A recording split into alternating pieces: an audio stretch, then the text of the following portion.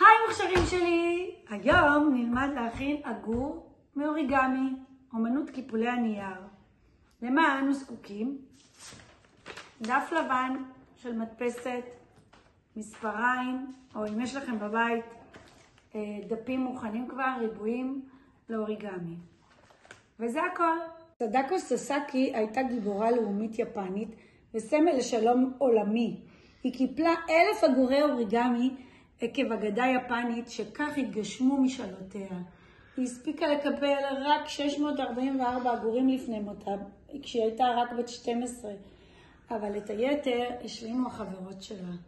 על פי האגדה היפנית, הקיפול של האוריגמי מעניק מזל טוב נצחי. איך אנחנו מכינים את העגור היפהפה הזה? לוקחים דף מדפסת מלבני, וכדי להפוך אותו לריבוע, אנחנו מקפלים משולש וגוזרים את שארית המלבן.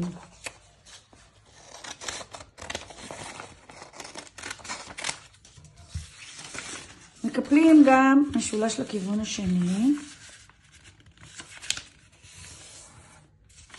ומקפלים לחצי, שני מלבנים ושוב חצי מהכיוון השני. פותחים, מקפלים משולש, ואז את קצה המשולש מצד ימין מכניסים פנימה,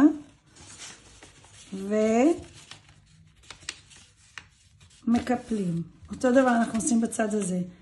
את קצה המשולש מכניסים פנימה, והקווים שקיפלנו קודם עוזרים לנו ליצור מהמשולש הזה ריבוע.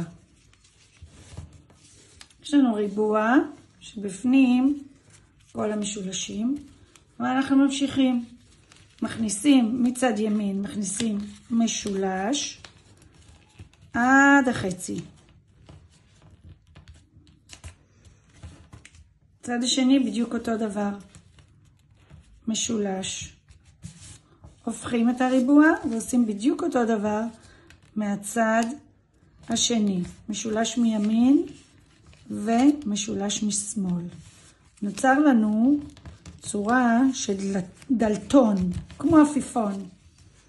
אנחנו לוקחים את המשולש העליון, מקפלים אותו, פותחים.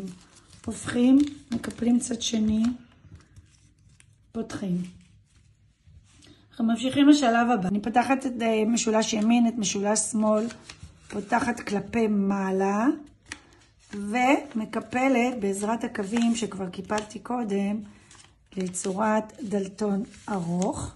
אותו דבר בצד השני. פותחת את ימין ושמאל עד המשולש הקטן, מכניסה פנימה צד ימין, מכניסה פנימה צד שמאל, וקיבלתי מין דלתון כזה עם שני רגליים. בצד של הרגליים, מה אני עושה? אני מקפלת שוב שני משולשים. משולש אחד מצד ימין, שימו לב, לא לקפל אחרי הקו. לקפל אפילו מילימטר לפני הקו.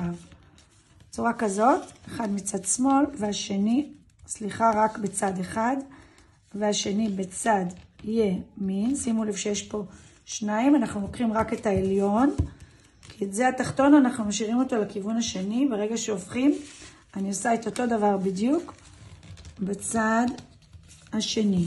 מצד ימין משולש ארוך, ומצד שמאל אותו דבר בדיוק. שימו לב, לא לעקוף את הקו, לקפל ממש מילימטר לפני הקו. בצורה כזאת. יש לנו דלתון כזה עם רגליים מאוד מאוד צרות. מהמם, אנחנו בשלב האחרון. אנחנו לוקחים רגל אחת, מקפלים אותה כלפי מעלה. זה יהיה הראש של העגור, הציפור היפהפייה שלנו. ממש כך. והרגל השנייה שתהפוך להיות הזנב, לי יותר נוח לעשות את זה בצד ימין. אז אני פשוט לוקחת אותה, מעלה אותה למעלה ומקפלת. אם אני רואה שהיא יותר מדי נכנסה פנימה, אני פשוט מורידה אותה טיפה למטה ומיישרת את הקווים. אז אמרנו שזה יהיה הראש שלנו, אז כדי שיהיה לו ראש עם מקור, אני מקפלת חתיכה קטנה ושוב מקפלת. זה הראש של העגור החמוד שלנו, זה הזנב. ואז כדי שהעגור שלנו יעמוד, אנחנו מותחים אותו מעט מימין, מעט משמאל, מעגלים לו מעט את הכנפיים, והוא יכול לעמוד, להתעופף, להגיע לאגם החולה ולבקר אותנו בארץ ישראל. אני רוצה להראות לכם משהו מגניב שאני קיבלתי ביפן מנהג מונית שהביא לנו, אשתו הכינה את זה. פשוט בפנים יש עגור קטנטן שהוא רצה לברך אותנו, הוא לא ידע אנגלית ואנחנו לא ידענו יפנית, הוא לא ידע כמובן גם עברית, אז הוא נתן לנו במתנה את העגור הקטנצ'יק הזה בצנצנת, כי הוא פשוט רצה להגיד לנו שיהיה לנו מזל טוב בחיים. אתם יודעים איך הסוכנות היפנית לחקר החלל מכשירה ומקבלת אסטרונאוטים? היא מבקשת מהם ליצור 1,000 עגורים מאוריגמי.